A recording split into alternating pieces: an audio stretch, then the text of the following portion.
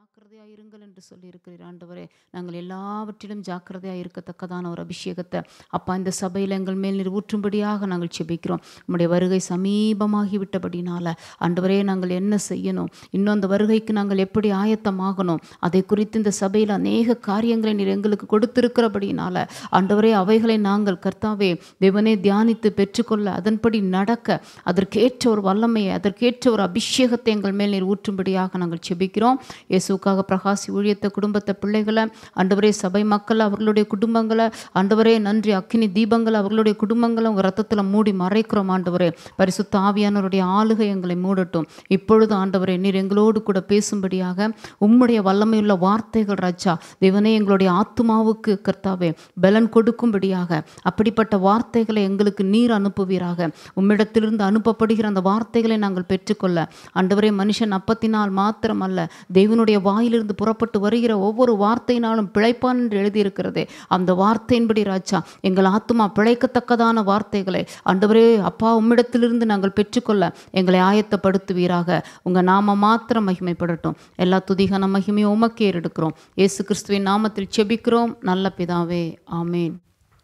Mark 12ஆம் அதிகாரம் 30ஆம் வசனத்தை வாசிப்போம். உன் தேவனாகிய கர்த்தரிடத்தில் உன் முழு இருதயத்தோடும் உன் முழு ஆத்துமாவோடும் உன் முழு மனதோடும் உன் முழு பலத்தோடும் அன்பு கூறுவாயாக என்பதே பிரதான கற்பனை. ஆமேன். உன் தேவனாகிய கர்த்தரிடத்தில் உன் முழு இருதயத்தோடும் உன் முழு ஆத்துமாவோடும் உன் முழு மனதோடும் உன் முழு பலத்தோடும் அன்பு கூறுவாயாக என்பதே பிரதான கற்பனை. நியாயப்பிரமாணத்தில் மோசேக்கு கொடுக்கப்பட்ட மெயினான 10 கற்பனை எல்லாத்துக்கும் தெரியும். அதை விட நிறைய காரியங்கள் நியாயப்பிரமாணத்தில் இருக்குது. ஆனால் விசுவாச பிரமாணத்தில் இயேசு வந்த பிறகு ஆண்டவர் கொடுத்த 2 கற்பனை தான் மெயினாக சொல்கிறாரு. அதில் இன்னைக்கு பிரதான கற்பனை மாத்திரம் நம்ம பார்க்க போகிறோம். உன் தேவனாகிய கர்த்தரிடத்தில் உன் முழு இருதயத்தோடும் உன் முழு பலத்தோடும் உன் முழு ஆத்மாவோடும் உன் முழு மனதோடும் அன்பு கூறுவாயாக என்பதே பிரதான கற்பனை. புரியுதுங்களா? அப்போது தேவனிடத்தில் அன்பு கூறுவதற்கு கூட ஆண்டவர் 4 காரியங்களை சொல்கிறாரு. 1 முழு இருதயம், 2வது முழு ஆத்துமா, 3வது முழு மனது, 4வது முழு பலம். முழு பலத்தோடும் அன்பு கூறுவாயாக. புரியுதுங்களா? இப்படி தான் ஆண்டவரிடத்தில் அன்பு கூறணும். ஏனோ தானோன்ட்டு இல்லை, அற்புத அடையாளங்களுக்காக மாத்திரமல்ல, நமக்குரிய தேவைகளை பெற்றுக்கொள்வதற்காக மாத்திரமல்ல, ஆண்டவரிடத்தில் அன்பு கூறுவதற்கு 4 காரியங்கள்: முழு இருதயம், முழு ஆத்துமா, முழு மனது, முழு பலம். இந்த 4 காரியங்களின் மூலமாக நாம் அன்பு கூறும்போது தான் தேவன் நமக்கு அநேக காரியங்களை, நன்மைகளை வைத்திருக்கிறார். சரி, 2 யோவான் 1ஆம் அதிகாரம் 6ஆம் வசனத்தை முதல் வாசிங்க. 2 யோவான் 1:6. நாம் அவருடைய கற்பனைகளின்படி நடப்பதே அன்பு. நீங்கள் ஆதிமுதல் கேட்டிருக்கிறபடி நடந்து கொள்ள வேண்டிய கற்பனை இதுவே. ஆமேன். நாம் அவருடைய கற்பனைகளின்படி நடப்பதே அன்பு, வேற ஒன்றும் கிடையாது. எது அன்புன்னு சொல்கிறார் ஆண்டவர்? நாம் அவருடைய கற்பனைகளின்படி நடப்பதே அன்பு. இதுதான் தேவனிடத்தில் அன்பு கூறுகிற காரியம். எப்படி நடக்கணுமா? அவருடைய கற்பனைகளின்படி. அவருடைய கற்பனைகளின்படி நாம் நடப்பதே அவரிடத்தில் வைத்திருக்கிற அன்பு என்று கர்த்தர் சொல்லுகிறார். அதை நம்ம சோதித்து பார்க்கணும். நம்ம அவருடைய திட்டத்தின்படி தான் நடக்கிறோமா? அவருடைய வார்த்தையின்படி தான் நடக்கிறோமா? அவருடைய வசனத்தின்படி தான் நடக்கிறோமா? அவருடைய கற்பனையின்படி தான் நடக்கிறோமா? எப்படி நடக்கணும்? அது கூட முழு இருதயத்தோடு, முழு பலத்தோடு, முழு மனதோடு, முழு ஆத்துமாவோடு அவருடைய கற்பனைகளின்படி நாம் நடக்க வேண்டுமாம். அதனால தான் தேவனுடைய கற்பனைகளின்படி நடக்காமல் நம்ம கர்த்தரிடத்தில் அன்பு கூறுகிறோன்னா அது வெறுமையாக போயிடும். ஆண்டவரே, எனக்கு உங்களை ரொம்ப பிடிக்கும், நான் நேசிக்கிறேன், நீங்கள் இல்லாமல் நான் இருக்க முடியாது, நீங்கள் தான் எனக்கு எல்லாமே, உங்களை தான் நான் நம்பி இருக்கிறேன். அது ஓகே, நம்ம ஜெபிக்கிறோம், அது வேற. ஆனால் ஆண்டவர் எதிர்பார்க்கிற காரியம் என்ன அப்படின்னா, அவரிடத்தில் அன்பு கூறுவது என்னன்னா கற்பனைகளை கை கொள்ளுவது, கற்பனையின்படி நடப்பது. வாசிங்க, யோவான் 14ஆம் அதிகாரம் 23ஆம் வசனத்தை வாசிப்போம்.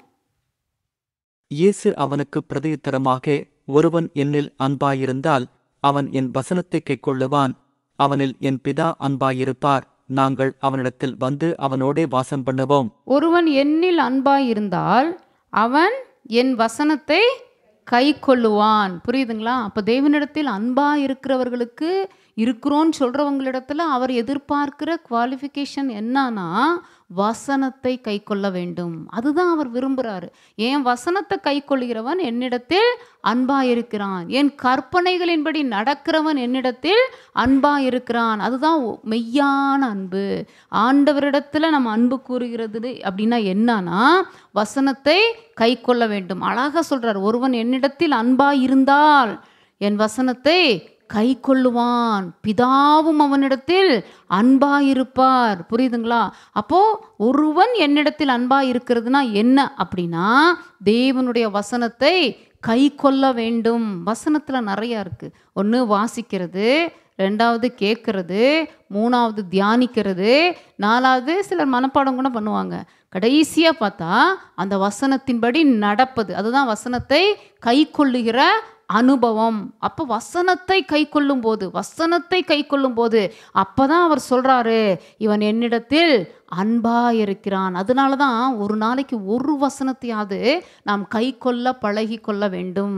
இப்போ உதாரணத்துக்கு, என் நாமத்துக்கு பயந்திருக்கிற உங்கள் மேல் நீதியின் சூரியன் உதிக்கும் அப்படின்னு சொல்லி ஆண்டவர் சொல்றாருன்னா, நம்ம அந்த நாமத்துக்கு பயப்படாம அவருடைய வெளிச்சம் நம்ம மேல வரும்னு எதிர்பார்க்க முடியாது. ஆண்டவரே, உங்க நாமத்துக்கு பயப்படுகிற இருதயத்தை எனக்கு தாங்கன்னு சொல்லி ஜெபிக்கும் போதே நாம் அந்த வசனத்துக்கு கீழ்ப்படிந்து கை கொள்ளுகிறோம். புரியுதுங்களா? கர்த்தருக்கு பயப்படுதலே ஞானத்தின் ஆரம்பம். கர்த்தருக்கு பயப்படுதலே ஞானத்தின் ஆரம்பம். அப்போ இன்னைக்கு சொல்றாரு, என் நாமத்துக்கு பயந்திருக்கிற உங்கள் மேல். அப்போ தேவனுடைய நாமத்துக்கு நாம் பயப்பட வேண்டும், வசனத்துக்கு நடுங்க வேண்டும். இந்த வசனம் இப்படி சொல்லுதே, இதன்படி நம்ம செய்யணுமே, இதன்படி நம்ம செய்யக்கூடாதே, ஒவ்வொரு காரியத்தையும் நம்ம பார்க்கணும். என்ன காரியம் செய்யக்கூடாது, என்ன காரியம் செய்யணும், எல்லாவற்றையும் ஆண்டவர் வசனத்தின்படி நமக்கு கற்றுக் கொடுத்திருக்கிறார். அதனால தான் அந்த வசனத்தை பார்க்கும்போது ஒரு நடுக்கம். நம்ம ஒருவேளை அந்த வசனத்தின்படி நடக்காம இருந்தாலும் நடுக்கம் வரும். அந்த வசனத்தை பார்க்கும்போது ஐயோ நம்ம இப்படி செய்ய வேண்டுமே என்று சொல்லி நமக்குள்ளார ஒரு நடுக்கம் கடந்து வரணும். அதான் வசனத்துக்கு நடுங்குகிறவனையே நான் என்ன செய்வேன், நோக்கி பார்ப்பேன். ஆண்டவர் நம்மளை பார்த்துட்டாருன்னா போதுமே. பெரும்பாடுள்ள ஒரு ஸ்திரீயை ஆண்டவர் திரும்பி பார்க்குறாரு. ஏன்? யார் என்னை தொட்டாங்க, என்னிடத்துல ஒரு வல்லமை புறப்பட்டதேன்னு சொல்றாரு. அப்போ அவர் திரும்பி பார்க்குறாரு. பர்திமேயு குருடனை கூப்பிட்டு வந்து அவனை பார்க்குறாரு, கூப்பிட சொல்லி பக்கத்தில் வர சொல்லி பார்க்குறாரு. ஆண்டவர் நம்மை நோக்கி பார்த்துட்டா போதுங்க, நம்மளுடைய எல்லா விதமான காரியங்களுக்கும் ஒரு முடிவு கடந்து வந்துடும். அவர் நோக்கி பார்க்கணும். வசனத்துக்கு நடுங்குகிறவனையே நான் நோக்கி பார்ப்பேன். அந்த வசனத்தை கை கொள்ளுகிறவனை தேவன் நோக்கி பார்ப்பார். வசனத்தின்படி நடக்கிறவர்களை தேவன் நோக்கி பார்ப்பார். புரியுதுங்களா? அப்போ முழு அன்போடு அந்த வசனத்தை கூட எப்படி கை கொள்ளணுமா? முழு அன்போடு அந்த வசனத்தின்படி நடக்கணுமே. அந்த வசனத்தை நம்ம நேசிக்கிறோம். வார்த்தை என்பது இயேசு கிறிஸ்து. ஆதியில வார்த்தை இருந்தது, வார்த்தை தேவனிடத்தில் இருந்தது, அந்த வார்த்தை தேவனாக இருந்தது. அந்த வார்த்தை எப்படி இருந்துச்சாமா? தேவனாகவே இருந்தது. அப்போ தேவனுடைய பிதாவினுடைய வாயிலிருந்து புறப்பட்டு வந்த வார்த்தை தான் இயேசு கிறிஸ்து. அவர் பிதாவின் வாயில வார்த்தையாகவே இருந்தார். அந்த வார்த்தை தான் பூமிக்கு வந்துச்சு. அந்த வார்த்தை தான் மனுஷருக்கு ஒளியாக இருந்தது. அந்த வார்த்தைக்குள்ளார ஜீவன் இருந்தது. புரியுதுங்களா? அப்போ தேவனுடைய வசனம் ஆவியாயும் ஜீவனுமாய் இருக்கிறது என்று சொல்லி நம்ம வாசிக்கிறோம். அப்போ அன்புனா என்ன நமக்கு இப்போ தெரிஞ்சிட்டோம். ஆண்டவருடைய வசனத்தை கை கொள்வது தான் தேவனுடைய அவர் மேலே வைக்கிற முதல் தகுதியை ஆண்டவர் எதிர்பார்க்குறாரு. வசனத்தை கை கொள்ளுங்க. இப்போ புறஜாதி ஆட்கள் அப்போ தான் ஆரம்பத்தில் இயேசுவை ஏற்றுக்கொண்டிருப்பாங்க. அப்படின்னா அவங்களுக்கு டைம் கொடுப்பார். திருவசனமாகிய கலங்கமில்லாத ஞானப்பால அப்படியே அவர்களுக்கு ஆண்டவர் போதகர்களை வைத்து புகட்ட வைப்பார். அந்த ஞானப்பால் அவங்களுக்குள்ளார இறங்கணும். அப்போ தான் அவங்க வசனத்தை கை கொள்ள முடியும். இல்லை ஒன்றுமே தெரியாது, இயேசுவை பற்றி யாரோ ஒருத்தர் சாட்சி சொல்கிறாங்க, நீங்களே இன்னொரு உங்கள் பக்கத்தில் நெய்பர்ஸ்ட்டை யார்கிட்டயோ சொல்கிறீங்க, அவங்க கேட்டு நானும் அந்த இயேசுவை ஏற்றுக்கொள்கிறேன், எனக்கும் உங்களை மாதிரி ஒரு அற்புதம் நடக்கணும்னு உள்ளே வந்துடுவாங்க. ஆனால் வசனம் தெரியாது. அப்போ வசனம் தெரியாதுன்னா ஆண்டவர் அவர்களை மன்னிச்சிருவார். ஆனால் நம்மளுக்கு அப்படி இல்லை. நம்ம ஒவ்வொரு வாரம் மாத்திரமல்ல, ஒவ்வொரு நாளும் நம்ம வசனத்தை தியானிக்கிறோம். வீட்டில் தியானிக்கிறோம், யூடியூப் மூலமாக சில செய்திகளை கேட்குறோம், இப்படி வாரத்துக்கு ஒரு முறை சபைக்கு செய்திகளை கேட்குறோம். எப்படியோ நமக்கு ஆண்டவருடைய வார்த்தை உள்ளே போய்கிட்டே இருக்குது. அப்போ உள்ளே போய்கொண்டே இருக்கிற அந்த வார்த்தையை கை கொள்ள வேண்டும். அதை தான் தேவன் அன்பு என்று சொல்லி அங்கீகரிக்கிறார். சரி, தேவனிடத்தில் அன்பு கூறுகிறவர்களுக்கு முக்கியமான ஒரு 3-4 காரியங்களை மட்டும் நம்ம வாசிக்கலாம். வாசிங்க. இப்போ ஃபஸ்ட்டு வாசிச்சிங்களே அதே வாசிங்க. யோவான் 14ஆம் அதிகாரம் 23ஆம் வசனத்தையே வாசிங்க. இயேசு அவனுக்கு பிரதியுத்தரமாக, ஒருவன் என்னில் அன்பாயிருந்தால் அவன் என் வசனத்தைக் கைக்கொள்ளுவான். அவனில் என் பிதா அன்பாயிருப்பார். நாங்கள் அவனிடத்தில் வந்து அவனோடே வாசம் பண்ணுவோம். ஆமேன். எவ்வளோ பெரிய ஒரு கிருபை பாருங்க.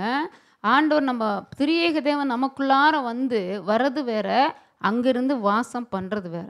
இப்போது ரட்சிக்கப்படும் போது ஆண்டவர் எல்லாருக்குள்ளாரையும் வந்துடுறாரு, அது வேற. வந்தவர் அமைதியாக இருக்கிறது வேற, அவர் வாசம் பண்ணி சந்தோஷமாக உள்ளே இருக்கிறது வேற. அப்போ இந்த இடத்துல பார்க்கும்போது பாருங்கள், 21லேயே ஆண்டவர் சொல்கிறாரு, என் கற்பனைகளை பெற்றுக்கொண்டு அவைகளை கை கொள்ளுகிறவனே என்னிடத்தில் அன்பாயிருக்கிறான். என்னிடத்தில் அன்பாயிருக்கிறவன் என் பிதாவுக்கு அன்பாயிருப்பான். நானும் அவனில் அன்பாயிருந்து இந்த இடத்துல அவனுக்கு என்னை வெளிப்படுத்துவேன்னு சொல்கிறாரு. அப்போ முதல் நன்மை என்ன? அன்பாயிருக்கும்போது ஆண்டவர் திரியேக தேவன் நாங்கள் வந்து அவனிடத்தில் வாசம் பண்ணுவோம். உள்ள அவங்க இருக்கிறாங்க. ட்ரினிட்டி காட் உள்ள நம்ம வச்சிருக்கிறோம். பிதா, குமாரன், பரிசுத்த ஆவியானவர் ஆல்ரெடி நம்ம எல்லாருக்குள்ளார இருக்கிறாரு. அவர் தான் நம்மை நடத்தி கொண்டிருக்கிறார். அவர் தான் நமக்கு போதிக்கிறார். அவர் தான் இந்த வழியில் போங்கன்னு சொல்லி நமக்கு சத்தத்தை கொடுக்கிறார். அவர் தான் பாவத்தை குறித்தும் நீதியை குறித்தும் நமக்குள்ளார கண்டித்து உணர்த்துகிறார். அவர் நமக்குள்ளார இருக்கிறனால தான் நீங்கள் மீட்கப்படும் நாளுக்கென்று முத்திரையாய் பெற்ற பரிசுத்த ஆவியை துக்கப்படுத்தாதிருங்கள் என்று சொல்லி நம்ம வாசிக்கிறோம். புரியுதுங்களா? அந்த ஆவியானவர் உள்ளே இருக்கிறாரு. இந்த இடத்துல அன்பு கூறும்போது, வசனத்தை கை கொள்ளும் போது இயேசு என்ன சொல்கிறாரு? அவர் வாயிலிருந்து வந்த வார்த்தை இது. அவர் என்ன சொல்றாரு? ஒருவன் என்னிடத்தில் அன்பாய் இருந்தால் என் வசனத்தை கை கொள்ளுவான். அவன் என் வசனத்தை கை கொள்ளுவான். அவனில் என் பிதா அன்பாய் இருப்பார். இப்போ இவங்க 2 பேரும் இறங்கி வராங்க. ஃபர்ஸ்ட் உள்ள இருக்கிறவரு பரிசுத்த ஆவியானவர் எப்பொழுதும் நமக்குள்ளார ஆள் தத்துவமானவராக இருக்கிறார். அப்புறம் இந்த வசனத்தை கை கொள்ளும்போது என்ன நடக்குது? இவங்க 2 பேரும் உள்ளே இறங்கி வராங்க. உள்ள நமக்குள்ளார வரும்போது நாங்கள் அவனிடத்தில் வந்து அவனோடே வாசம் பண்ணுவோம். நம்ம கூடையே அவங்க வசிக்கிறாங்க. ஒரு வீட்டில் இப்போ குடியிருக்கிறவங்கள நம்ம பார்க்காம இருப்போமா? நம்ம வீட்டில் 4 பேர் இருக்கிறீங்க, உங்கள் வீட்டில் 4 பேர் இருக்கிறீங்க. ஒருத்தர் ஒரு நாளைக்கு பார்க்காம இருப்பீங்களா? பேசாமல் இருப்பீங்களா? பார்க்குவீங்க, பேசுவீங்க, எல்லாமே நடக்கும் இல்லையா? அதே போல் நமக்குள்ளார அவர் வாசம் பண்ணும்போது ஆண்டவர் நம்மை பார்த்து கொண்டே இருப்பார். நாம் அவரை பார்த்து கொண்டே இருப்போம். அவர் நம்மிடத்தில் பேசிக்கொண்டே இருப்பார். நாம் அவரிடத்தில் பேசிக்கொண்டே இருப்போம். ஒரே வீட்டில் இருக்கிறது போல தான் நமக்குள்ளார கர்த்தர் இருக்கிறார். ட்ரினிட்டி காட் இருக்கிறார். அப்போ முதலாவது உள்ள வந்து வாசம் பண்ணுறாங்க. தேவனிடத்தில் அன்பு கூறுகிறவர்களுக்கு என்ன நடக்கும்? இரண்டாவது நம்ம பார்த்தோம் 21வது வசனத்தில், நானும் அவனில் அன்பாயிருந்து அவனுக்கு என்னை வெளிப்படுத்துவேன் என்றார். என்ன அழகான வார்த்தை இல்லை? ஆண்டவரை வெளிப்படுத்தும் போது அவர் எப்படிப்பட்டவர் அழகாக சொல்லி கொடுப்பாரு. அந்த வசனத்தை நம்ம கைக்கொள்ள அவரை வெளிப்படுத்த ஆரம்பிக்கிறார். இயேசு கிறிஸ்துவை நானும் அவனில் அன்பாக இருந்து என்னை வெளிப்படுத்துவேன். நீங்கள் இயேசு மாத்திரம்தான். என்னை வெளிப்படுத்துவேன். அப்போ இயேசு எப்படிப்பட்டவரோ, இயேசு எப்படிப்பட்டவர், இயேசுக்குள்ள இருக்கிற வல்லமை என்ன, இயேசுடைய தோற்றம் என்ன, இயேசு எப்படி இருப்பார், அவருடைய பவர் என்ன, அவருடைய மகத்துவம் என்ன, வேதத்தில் அந்த வார்த்தை குறித்து என்ன எழுதப்பட்டிருக்கிறது, வசனத்தை குறித்து என்ன எழுதப்பட்டிருக்கிறது, எங்கெல்லாம் இயேசு என்ன செய்தார், அவருடைய கேரக்டர்ஸ் என்ன, எல்லாவற்றையும் அவர் வெளிப்படுத்த ஆரம்பிப்பார். யாருக்கு? அவரிடத்தில் அன்பு கூறுகிறவர்களுக்கு, வசனத்தை கை கொள்ளுகிற அந்த வல்லமையை பெற்றவர்களுக்கு இத்தனை காரியங்கள் நடக்குது. அப்போ எல்லாத்துக்கும் பேசிக் என்ன தெரியுங்களா? அவர் கொடுத்த வசனத்தை கை கொள்ள வேண்டும். அந்த வசனத்தை கை கொண்டா முதலாவது நம்ம பார்த்துட்டோம், நம்மக்கிட்ட வந்து வாசம் பண்ணுகிறார் இல்லையா?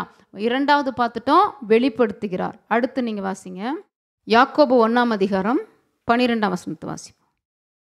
சோதனையை சகிக்கிற மனுஷன் பாக்கியவான், அவன் உத்தமன் என்று விளங்கின பின்பு கர்த்தர் தம்மிடத்தில் அன்பு கூறுகிறவர்களுக்கு வாக்குத்தத்தம் பண்ணின ஜீவகிரீடத்தை பெறுவான். ஆமேன். அடுத்ததாக என்ன கொடுக்குறாரு? தேவனிடத்தில் அன்பு கூறுகிறவர்களுக்கு சோதனைகள்லாம் வரும், இல்லைன்னு சொல்ல. ஆனாலும் அதன் மத்தியில் அவரிடத்தில் அன்பு கூறுகிறவர்களுக்கு வாக்குத்தத்தம் பண்ணப்பட்ட ஜீவ கிரீடத்தை தேவன் கொடுக்கிறார். இது கடைசியில் லாஸ்டில் நிறைவேறும். ஆனால் அதற்கு நம்மை ஆயத்தப்படுத்தி கொண்டிருப்பார். ஜீவ கிரீடத்தை நாம் பெற்றுக்கொள்ள இந்த பூமியில் இருக்கும்போதே அவர் ஆயத்தை பண்ணி கொண்டிருப்பார். அதனால தான் அவரிடத்துல அன்பு கூற வேண்டும் என்று சொல்லுகிற காரியம். அதனால தான் அவரிடத்துல என்ன செய்யணுமா? அன்பு கூற வேண்டும். அடுத்து அதே யாக்கோபில் 2:5 வாசிங்க. என் பிரியமான சகோதரரே கேளுங்கள், தேவன் இவ்வுலகத்தின் தரித்திரரை விசுவாசத்தில் ஐசுவரியவான்களாகவும் தம்மிடத்தில் அன்பு கூறுகிறவர்களுக்கு தாம் வாக்குத்தத்தம் பண்ணின ராஜ்யத்தைச் சுதந்தரிக்கிறவர்களாகவும் தெரிந்து கொள்ளவில்லையா?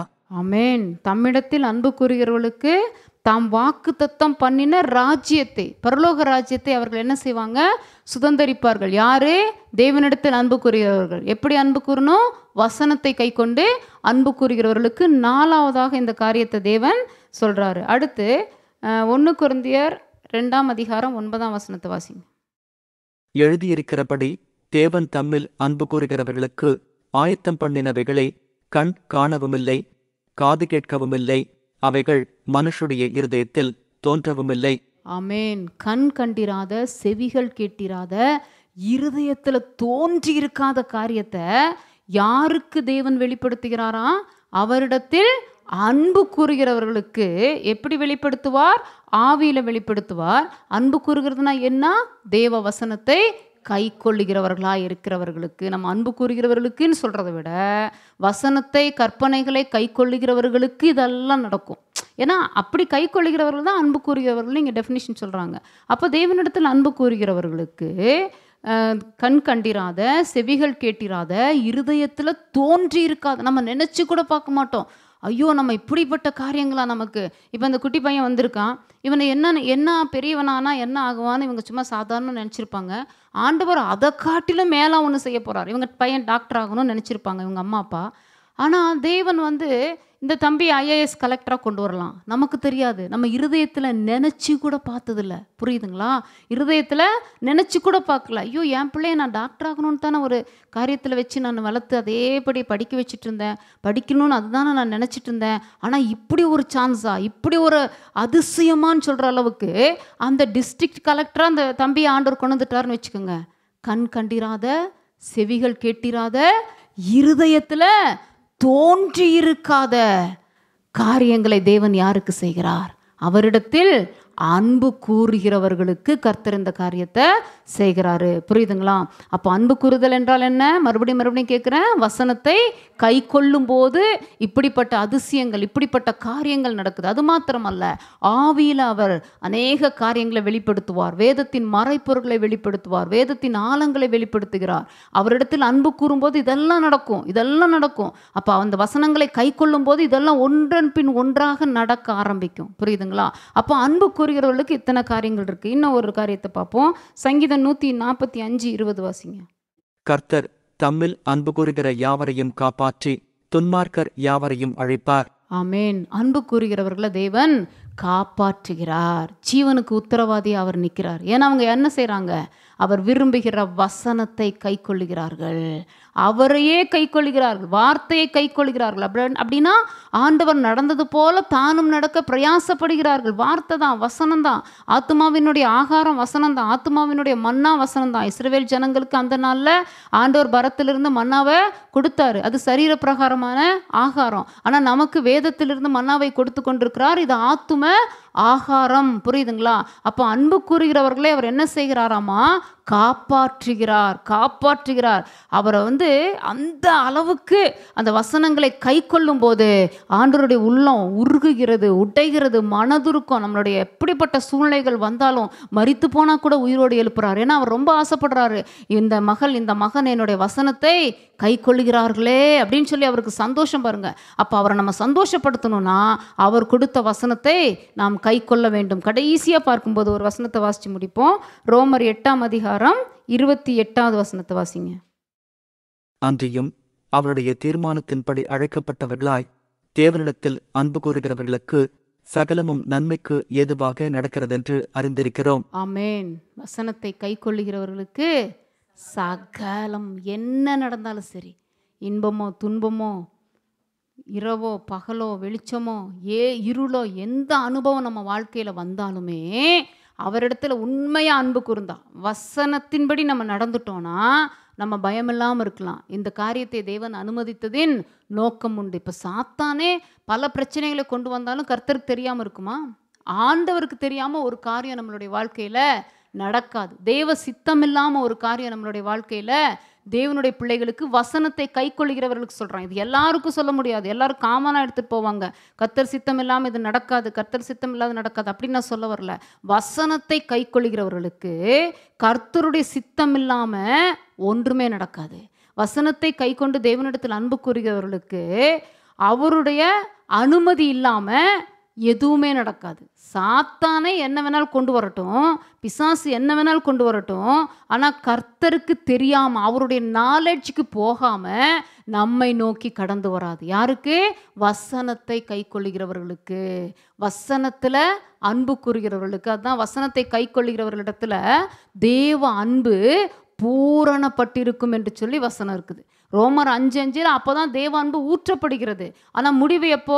வசனத்தை கை கொள்ளுகிறவர்களுக்கு தேவன் அன்பு பூரணப்பட்டிருக்கும். 1 யோவான்ல இருக்குங்க. வசனத்தை கை கொள்ளுகிறவர்களிடத்துல தேவ அன்பு பூரணப்பட்டிருக்கும். அது ஒரு முடிவு கடந்து வருகிறது, ஒரு முற்று பெறுகிறது. பூரணம் என்று சொல்லும்போது முழுமையான ஒரு அனுபவம், முழுமையாய் தேவனிடத்தில் அன்பு கூறுகிற ஒரு அபிஷேகம். இத்தனை காரியங்கள் இருக்குங்க. கர்த்தரிடத்தில் அன்பு கூறுகிறவர்களுக்கு இவ்வளோ காரியம். நம்ம அப்படியே பிளைண்டாக வாசிச்சுட்டு போயிட்டோன்னா அதில் ஒன்றுமே தெரியாது. அது மெயினான ஒரு ஃபார்முலா என்னன்னா, வசனத்தை கை கொள்ள வேண்டும். அதனால தான் மனுஷரிடத்தில் அதிகமாக அன்பாக இருக்கிறத காட்டிலும் நாசியில் சுவாசமுள்ள மனுஷனை நம்புவதை பார்க்கிலும் கர்த்தர் பேரில் பற்றுதலாக இருப்பதே நலம். நம்மளுடைய அன்பெல்லாம் இந்த உலகத்திலேருந்து கொஞ்சம் கொஞ்சமாக பிரித்து எடுத்து அவர்கிட்ட நம்ம கொடுத்துக்கிட்டே இருக்கணும். அப்படின்னா வசனத்தை நேசிச்சிட்டே இருக்கணும், வசனத்தை வாசிச்சிட்டே இருக்கணும், வசனத்தை தியானிச்சிட்டே இருக்கணும், வசனத்தை கை கொள்ள பிரயாசப்பட்டுட்டே இருக்கணும். புரியுதுங்களா? மனுஷர் மேலே அதிக அன்பை வச்சுட்டு, ஐயோ உன்னை விட்டு என்னால் பிரிய முடியல, நீ இல்லாமல் என்னால் இருக்க முடியல, இதெல்லாம் முடிஞ்சு போச்சு. அந்த நீ இல்லாமல் என்னால் இருக்க முடியலன்னு சொன்னால் 2 பேருக்குமே ஒரு முடிவு கடந்து வரும். வருமா வராதா? அவ்வளோதான். உலகத்தில் அவ்வளோதான். அது அவங்களுக்கு நியமிக்கப்பட்ட காலம் வரைக்கும் தான் இருப்பாங்க. அக்கினி தீபத்தில் அப்படி ஒரு பாசம். ஐயோ, நேற்று புதுசாக ஒரு சிஸ்டர் பேசி நானே மாட்டிக்கிட்டேன். அவங்களால தாங்க முடியல. நீங்கள் எங்களுக்கு எப்படி கிடைச்சிங்க, உங்களுடைய வார்த்தைகள் எப்படி இருக்குது, எங்களால் நிற்க முடியல. டிபிஎம் சபைக்கு போகிறவங்க அப்படி ஒரு சந்தோஷம். சிஸ்டர், உங்களை எங்களுக்கு அறிமுகப்படுத்தின சிஸ்டருக்காக நாங்கள் ஜெபிக்க ஆரம்பிச்சிட்டோம். உங்களுக்காக, உங்கள் குடும்பத்துக்காக, ஊழியத்துக்காக 5 பேர் சேர்ந்து காலையில் 5 மணிக்கு எந்திரிச்சு 5 to 6 ஜெபிக்கிறாங்களாம். அப்படியே கண்ணில் தண்ணியாக வந்துச்சு. வேறு யாருக்கும் ஜெபிக்கிறதில்ல. ஆண்டவர் உனக்காக நிற்கிற ஒரு ஊழியக்காரனுக்காக ஜெபின்னு வார்த்தை கொடுத்து 5 பேர் நம்ம ஊழியத்துக்காக, இந்த குடும்பத்துக்காக, நம்ம சபைக்காக அந்த 5 பேர் காலையில் கான்ஃபரன்ஸ் கால் போட்டு 4 மணிக்கு எந்திரிப்பாங்களாம். 5 to 6 ஜெபம் பண்ணிவிட்டு 7 மணிக்கு அவங்க வேலைக்கு போய் நைட்டு 8 மணிக்கு வீடு திரும்புகிறாங்க. எவ்வளோ பெரிய காரியம் பாருங்கள். எங்கேயோ இருக்கிறவங்க பார்த்ததில்ல. எல்லாம் அக்கினி தீபம் முகாமுக்கு வரேன்னு சொல்லியிருக்காங்க. பார்த்ததே கிடையாது. பார்க்காத ஒருத்தருக்கு அந்த அன்பை கொண்டு போனது தேவனுடைய வார்த்தை, மெயினாக இயேசுவின் ரத்தம், விசுவாச அறிக்கை. அப்போ நான் இங்கே இருக்கிறேன், அவங்க அங்கே இருக்கிறாங்க. இதில் ப்ரொஃபைலில் கூட நம்ம பார்த்தது கிடையாது, யாருன்னே தெரியாது. எப்படி அந்த அன்பு, இந்த அன்பு எதை மையமாக வச்சு வருது? கர்த்தருடைய வார்த்தை வச்சு. ஆனாலும் நான் சொன்னேன், சிஸ்டர் அப்படி ரொம்ப நேசிக்கக்கூடாது, ரொம்ப அனுபவிக்கக்கூடாது. உங்களுடைய அன்பெல்லாம் கர்த்தர்கிட்ட கொண்டு போயிருங்க. உங்களுடைய காரியமெல்லாம் கற்றுட்டு கொண்டு போய் உங்களை ஒரு முறை பார்த்தா போதும் சிஸ்டர். அதுக்குன்னே நான் ஒரு நாள் லீவ் வாங்கிட்டு நைட்டோட நைட் நான் வரப்போகிறேன். எனக்கு லீவே கிடைக்காது என்னுடைய வேலையில். ஒரே ஒரு நாள் நான் லீவ் கேட்டிருக்கிறேன். கடைசி நாள் யாரும் என் கூட இல்லைன்னா பரவாயில்ல, கர்த்தர் வருவார், வந்து உங்களை நான் பார்த்துட்டு போவேன். என்ன இல்லை சிஸ்டர், எனக்குள்ளே இருக்கிற ஆண்டவரேன்னு சொல்லுங்கள் அப்படின்னு நான் சொல்லி கொடுக்குறேன். ஏன்னா அப்படி ஒரு பாசம், அப்படி ஒரு நேசம் திகட்டுது எனக்கு. என்னால் சமாளிக்க முடியல. நேற்று நைட்டு அவங்களுக்கு சில காரியங்களை சொல்லி கொடுத்தேன். இல்லை சிஸ்டர், நான் ஒரு அற்பமான பாத்திரம், என்னை பார்த்தாலே நீங்கள் புரிஞ்சுக்குவீங்க. ஆனால் எனக்குள்ளே இருக்கிற தேவனுடைய வார்த்தை, அந்த வார்த்தையின் வல்லமாக தான் உங்களை ஈர்க்குது, அந்த வார்த்தையின் அபிஷேகம் தான் உங்களை நடத்துது. அதுக்காக நன்றி சொல்லுங்கள். புரியுதுங்களா? அதனால் கர்த்தருடைய வார்த்தையின் மேலே அந்த அபிஷேகம் நம்ம மேலே இறங்கிருச்சுன்னா ஆண்டவர் இப்படி தான் செய்ய ஆரம்பிப்பார். அப்படியே மொச்சுக்குவாங்க. எனக்கு அந்த நாட்கள்லேயே எனக்கு ப்ராஃபஸி இருக்குது. உன்னை தேடி அநேக தேனீக்கள், அநேக வண்டு, தேனி எல்லாம் அப்படியே வந்து கொசன்னு ஒன்று மூட போகுதுன்னு ஒரு ஊழியக்காரர் எனக்கு வாக்கு கொடுத்தாரு. அப்போ எனக்கு புரியலை. இப்போ தான் கொஞ்சம் கொஞ்சமாக புரிய ஆரம்பிக்குது. ஐயோ, இதெல்லாம் மூடிடுச்சுன்னா நம்ம என்ன பண்ணுறதுன்னு அப்போ நினச்சேன். எனக்கு அது புரியல, அர்த்தம் தெரியல. அதுக்கப்புறம் போக போக போக போக உனக்குள் இருக்கிற அந்த தேன் அப்படின்னாங்க. அப்போ தேன் என்று சொல்லும்போது ஆண்டவர் என்ன சொன்னார்? நான் இது கேட்டேன். ஆண்டவர் இப்படி ஒரு வார்த்தை வந்திருக்கே, அதுக்கு என்ன அர்த்தம்னா, கண்மலை தேனினால் நான் உன்னை திருப்தியாக்குவேன். அந்த கண்மலை தேனாகிய வேத வசனம், வெளிப்பாடுகள், அபிஷேகம், தேவ அன்பு ஒரு மனுஷனுக்குள்ளார இருக்கும்போது அங்கு தேடி ஜனத்திரள்கள் கடந்து வரும். ஒன்றுமே செய்ய முடியாது. வேற எதுவுமே நம்ம பண்ண முடியாது, தடுக்க முடியாது. எத்தனையோ ஆண்டுகளுக்கு முன்பதாக நான் நினைத்தது உண்டு, இந்த ஊட்டி குன்னூரை நோக்கி எங்கெங்கிருந்தோ ஜனங்களை கொண்டு வராங்களே, அது சும்மா அந்த டூரிஸ்ட், அவர் படைத்த அந்த இயற்கை காட்சிக்கு இவ்வளோ முக்கியத்துவம் கொடுத்து ஜனங்க வராங்களே ஆண்டவரே, ஏன் இந்த இயேசுக்காக பிரகாசி ஊழியத்தில் அந்த படைத்தவராகிய சிருஷ்டிகரை நோக்கி சில ஜனங்களை நீங்கள் கொண்டு வர மாட்டீங்களா? இந்த ஓட்டுப்பற்ற இந்த குன்னூரும் ஒரு நாள் வரும், கர்த்தருக்கு சித்தமா இருந்தா ஒரு நாள் இது விசேஷித்த ஒரு அபிஷேகத்தோடு இந்த குன்னூர் பகுதி எப்படி நாலுமாவடி இருக்குதோ, எப்படி திருப்பத்தூர் இருக்குதோ, அது மாதிரி ஒரு நாள் நம்மளுடைய நீலகிரி மாவட்டத்தில் குன்னூர் வருங்க. நான் விசுவாசிக்கிறேன். அதனுடைய ஆரம்ப புள்ளி தான் இந்த அக்கினி முகாம். பல இடங்கள்ல இருந்து ஜனங்களை தேவன் வேறு வேறு இடத்துலேருந்து கொண்டு வருகிறார். இது வருமா வராதா? நம்ம எல்லாரும் ஜெபிச்சோன்னா நம்மளுடைய ஊழியம் ஒரு காலத்தில் கர்த்தர் நிச்சயமாக பெரிய வல்லமையுள்ள ஒரு ஊழியமாக அநேக ஜனங்கள் இங்கே இருக்கிற சர்வ சிருஷ்டிகரை நோக்கி கடந்து வருவார்கள். ஹல்லேலூயா. இயற்கைக்கு அப்பாற்பட்ட அதிசயங்களை தேவன் இங்கே செய்ய போகிறார். நான் ஒவ்வொரு நாள் அதை கண்ணில் ஆவிக்குரிய கண்ணில் பார்த்து தான் நான் ஜெபிச்சுட்டு இருக்கிறேன். அக்கினி தீபங்களுக்கும் அந்த ட்ரைனிங் தான் கொடுத்துட்ருக்குறோம். ஏன்னா அந்த அபிஷேகம் இறங்கிட்டே இருக்கணும்.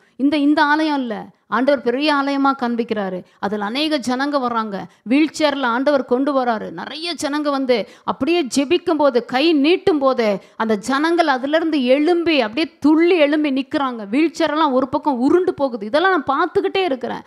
கையை நீட்டும் போது அற்புதம். கண்கள் பார்வையடைகிறது, செவிகள் கேட்கிறது, ஊமையர்கள் பேசுகிறார்கள், மரித்தவர்கள் உயிரோடு எழும்புகிறார்கள், பேரலைசைசிஸ் அந்த வியாதி சுகமாகிறது, எய்ட்ஸ் சுகமாகிறது, கேன்சர் சுகமாகிறது. காரணம் தேவனுடைய வார்த்தை. கர்த்தருடைய வார்த்தையை கை கொள்ளும் போது அந்த வார்த்தையினால் நாம் நிரப்பப்படுவோம். அதனுடைய வெளிப்பாடுகள் நமக்குள்ளார் இருக்கும்போது அந்த வார்த்தையின் அபிஷேகத்தினால நம்மை கொண்டு கர்த்தர் பெரிய காரியங்களை செய்வார். ஹல்லேலூயா. செய்வாரா செய்ய மாட்டாரா? நம்மளுடைய ஊழியம் இன்னைக்கு சாதாரணமாக இருக்கலாம், ஆனால் வரக்கூடிய காலங்களில் தேவன் பெரிய காரியங்களை செய்ய போகிறார். அந்த ஒரு உணர்வோடு தரிசனத்தோடு நாம் ஜெபிக்க வேண்டும். நான் எப்போ ஜெபித்தாலும், இன்னைக்கு காலையில் கூட தான், எப்போ ஜெபித்தாலும் கண்களை மூடினாலும் என் கண்கள் திறந்தது போல தான் இருக்கும். கண்ணை மூடிடுவேன், ஆனால் கண்ணுக்குள்ளார காட்சிகளை அப்படியே பார்த்து ஒரு ஸ்பிரிச்சுவல் இமேஜினேஷன் வச்சுக்கோங்களேன். அந்த கற்பனை நம்ம பண்ணணும், அப்படியே வந்துடும். நீங்கள் அப்படியே பண்ண பார்க்கறது போல உணர ஒரு நாளைக்கு அந்த விஷயம் நமக்குள்ளார வந்துடும். நிறைவேறுமா நிறைவேறாதா? அப்படி ஒரு ஆசை. சில நேரம் நினச்சிக்குவேன், ஐயோ முடவன் கொம்புத்து எனக்கு ஆசைப்படலாமா? நம்மளே இப்படி இருக்கிறோம். என்ன ஆண்டவர்? இல்லை, கர்த்தர் சொன்னார், நீ ஆசைப்படு, நான் நடத்துவேன். அநேக முட்டவர்களை உன்னை கொண்டு நடக்க வைப்பேன். அழகாக பேசுவாருங்க. கர்த்தர் பேசுகிற விதமே வித்தியாசமாக இருக்கும். ஒவ்வொரு காரியத்துக்கும் அப்படி ஒரு ஆணித்தரமான பதிலை தேவன் கொடுப்பார். டெய்லி இல்லை, அது ஒரு குறிப்பிட்ட நேரத்தில். அந்த நேரத்தில் கர்த்தர் பேசிக்கிட்டே இருக்கும்போது ரொம்ப கவனமாக இருக்க ஆரம்பிச்சிருவேன். எந்த லைனுக்கும் போக மாட்டேன். ஏன்னா கர்த்தருடைய சத்தம் வருது. அந்த சத்தத்தை நம்ம கிரகிக்க வேண்டும். அந்த சத்தத்தை நம்ம உள்ளே உணர்ந்து கொள்ள வேண்டும். அந்த சத்தத்தை நம்ம அதன்படி கேட்க வேண்டும். கர்த்தர் இந்த ஊழியத்தை குறித்து அநேக காரியங்களை தேவன் சொல்லி இருக்கிறார். புரியுதுங்களா? தேவ சித்தம் ஒரு நாள் நிச்சயமாக நிறைவேறும். அதுக்கு என்னன்னா, மெயினாக நம்ம எல்லாருமே வசனத்தை கை கொள்ளுகிறவர்களாய் மாற வேண்டும். புரியுதுங்களா?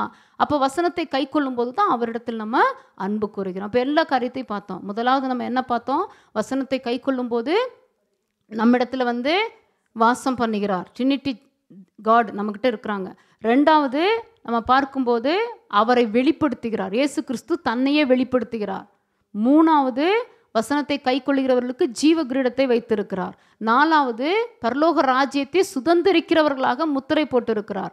ஐந்தாவது கண் கண்டிராத, செவிகள் கேட்டிராத, இருதயத்தில் தோன்றியிருக்காத நன்மைகளை அவர் செய்கிறார். ஆறாவது அன்பு கூறுகிறவர்களை காப்பாற்றுகிறார். ஏழாவது கர்த்தர் என்ன சொன்னார்? அவரிடத்தில் அன்பு கூறுகிறவர்களுக்கு சகலமும் நன்மைக்கு எதுவாய் நடக்கிறது. அப்போ அன்பு கூறுதல்னா என்ன?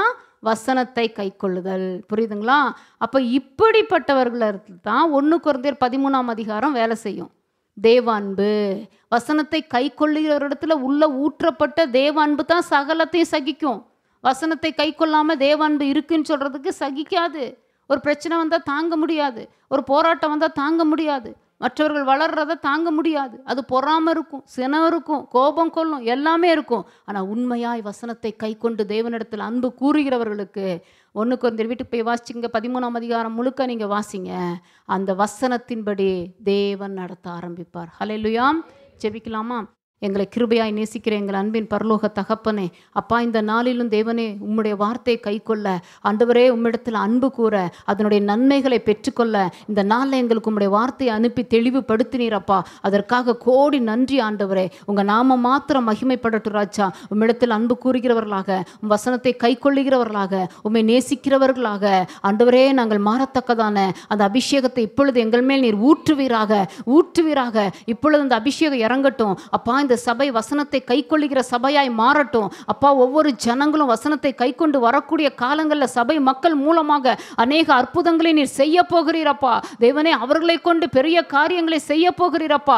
அக்கினி தீபங்களை கொண்டு பெரிய காரியங்களை செய்ய போகிறீரப்பா. ஆண்டவரே நன்றி தகப்பனே. ஊழியர்களை கொண்டு பெரிய காரியங்களை செய்ய போகிறீர் ஐயா. ஆதி அப்போஸ்தலர் காலத்தில் நடந்த அநேக அதிசய அற்புதங்களை நீர் நடத்த போகிறீர். நாங்க விசுவாசிக்கிறோம். நீங்க தானே சொன்னீங்க, விசுவாசித்தால் தேவனுடைய மகிமை காண்பாய். நீங்க தானே சொன்னீங்க. ஒன்றுமே இல்லாத மரித்து போன லாசருவை பார்த்து இவன் எழும்புவான்னு சொல்லி, அப்பா நீங்க அந்த இடத்துல வராம இருந்தா விசுவாசித்திருக்க முடியாது. நீங்க வந்த பிறகு ஆண்டவரே அவர்கள் விசுவாசித்தார்கள் ஐயா. உம்மை பார்த்த பிறகு விசுவாசித்தார்கள் அப்பா. உங்க வார்த்தையை கை கொண்ட பிறகு விசுவாசித்தார்கள் ஆண்டவரே. மகிமை வெளிப்பட்டது. அதே போல எங்களுக்குள் வார்த்தையா உள்ள வந்துட்டீங்க. நாங்களும் விசுவாசிக்கிறோம். இந்த ஊழியத்தின் மூலமாக பெரிய காரியங்கள் நடக்க போகிறது. அதிசய அற்புதங்கள் நடக்க போகிறது. கிரகிக்க முடியாத பெரிய காரியங்களை தேவன் நடத்த போகிறார். இயற்கைக்கு அப்பாற்பட்ட காரியங்களை கர்த்தர் செய்ய போகிறார் என்று சொல்லி உங்களோட நாங்க எங்க இருதயத்தில் வைத்திருக்கிறபடினால ஆண்டவரே, கல்லறை பக்கத்துல நீங்க வந்ததுனால தான் ஆண்டவரே மற்றவர்கள் விசுவாசிச்சாங்க லாசரு உயிரோட வருவான்னு. அதே போல அது பக்கத்துல தான் வந்தீங்க. ஆனா இப்ப எங்கக்குள்ள நீங்க வந்துட்டீங்க. நாங்க விசுவாசிக்கிறோம்ப்பா. இந்த ஊழியத்துல மகிமை வெளிப்பட போது பேதுருவின் நிழல் பட்டு பவுலின் உருமால் கச்சை பட்டு ஆண்டவரே அற்புதம் நடந்தது போல ஆண்டவரே நன்றி. எங்களுடைய நிழல் பட்டு, எங்களுக்குள் இருக்கிற உம்முடைய நிழல் பட்டு ஆண்டவரே அப்பா, எங்களுடைய வஸ்திரம், எங்களுக்குள் இருக்கிற உம்முடைய வஸ்திரங்களை பட்டு அநேக மகிமையான காரியங்கள் நடக்க போறதற்காக ஸ்தோத்தரிக்கிறார் ராஜா. தேவனே, அலங்கார வாசல் சப்பானிய போல அநேகர் கர்த்தாவே எழும்ப போறாங்க. ஆவியில ஊனமுள்ளவர்கள் எழும்ப போறாங்க. மகிமை வெளிப்பட போகிறது. மகிமை வெளிப்பட போகிறது. எல்லாரும் கரங்களை தட்டி சந்தோஷமா ஆண்டவருக்கு நன்றி சொல்லுங்களேன். ஆண்டவர் அந்த மகிமையை வெளிப்படுத்த போகிறார். அந்த அக்கினி வெளிப்பட போது. இன்னையில இருந்து நீங்க ஜெபிக்கிற ஜெபம் இப்படி ஆவிக்குரிய பார்வையில பார்த்து நீங்க ஜெபிக்க ஆரம்பிங்க. சபைக்கு ஜெபிக்கிறனா இப்படி ஜெபிக்க ஆரம்பிங்க. இந்த சபையின் மூலமா, இந்த ஊழியத்தின் மூலமா என்னென்ன காரியங்கள் நடக்க போகுதுன்னு உங்க இருதயத்தில் அப்படியே தேவன் ஸ்டோர் பண்றாரு. அந்த காரியங்களை அப்படியே இருதயத்தின் நிறைவினால் வாய் பேசும். அந்த வாயில் அந்த வார்த்தையை சொல்லி ஜெபிங்க. கண்களை பார்த்து ஜெபிங்க. ஆவிக்குரிய கண்களை பார்த்து ஜெபிங்க. நீங்க பாட்டு ஜெபிங்க. கர்த்தர் ஒரு நாள், அநேக நாட்களுக்கு பிறகு அந்த காரியத்தை செய்வார். நீண்ட காலமாய் காத்திருப்பது இருதயத்தை இளைக்க பண்ணும். வேண்டியது வரும்போதோ ஜீவ விருட்சமாய் இருக்கும். அது மாத்திரமல்ல, குறித்த காலத்துக்கு வைக்கப்பட்ட தரிசனம் பொய் சொல்லாது, அது முடிவிலே விளங்கும் என்று கர்த்தர் சொல்லுகிறார். இந்த நாளிலிருந்து நீங்க ஜெபிக்கிற ஜெபம் அப்படியே மாறுவதாக இயேசு கிறிஸ்துவின் நாமத்தினால. ஹல்லேலூயா. நன்றி அப்பா, நன்றி அப்பா. அப்படிப்பட்ட அதிசயங்களை இந்த ஊழியத்தில் நீர் செய்ய போகிறீர் ஆண்டவரே. அநேக ஜனங்களை, திரளான ஜனங்களை கொண்டு வர போறாங்க. அநேக வியாதியஸ்தர்களை கொண்டு வர போறாங்க அப்பா. இந்த ஊழியத்தில் ஒரு பெதஸ்தா குலம் ஆண்டவரே நன்றி. அந்த மகிமை வெளிப்பட போகிறது. அந்த வல்லமை வெளிப்பட போகிறது ஆண்டவரே. நன்றி அப்பா. இயேசுவே நீர் வருகிறீர் ஐயா. தேவனே நீர் தொட்டு சுகமாக்குறீர் அப்பா. எங்களுக்குள்ளார் அந்த ஸ்பாவத்தை, உம்முடைய ஸ்பாவத்தை நீர் கொடுக்க போகிறீர். உம்முடைய வல்லமை நீர் வைக்க போகிறீர். உம்முடைய ஸ்பாவத்தோடு நிறைந்தவர்களாய், ஆவியின் கனிகளில் நிறைந்தவர்களாய், ஆவியின் வரங்களில் நிறைந்தவர்களாய் ஆண்டவரே நன்றி. நாங்கள் ஊழியம் செய்யும் போது தேவனே இப்படிப்பட்ட அதிசயங்கள் நடக்க போறதற்காக கோடி நன்றிகளை நாங்கள் ஏறெடுக்கிறோம் அப்பா. நாங்கள் உம்மிடத்தில் அதிகமாய் அன்பு கூறணும் அப்பா. வேத வசனங்களை நாங்கள் கை கொள்ளணும் ராஜா. மகிமையை நீர் காண செய்யுங்க. இயேசுக்காக பிரகாசி ஊழியத்தை, குடும்பத்தை, பிள்ளைகளை எங்க எல்லாரையும் உங்க ரத்தத்துல மூடி மறைக்கிறோம். பெரிய காரியங்களை செய்வீராக. எல்லா துதி கனம் மகிமையும் உமக்கே ஏறெடுக்கிறோம். இயேசு கிறிஸ்துவின் நாமத்தில் ஜெபிக்கிறோம் நல்ல பிதாவே. ஆமென்.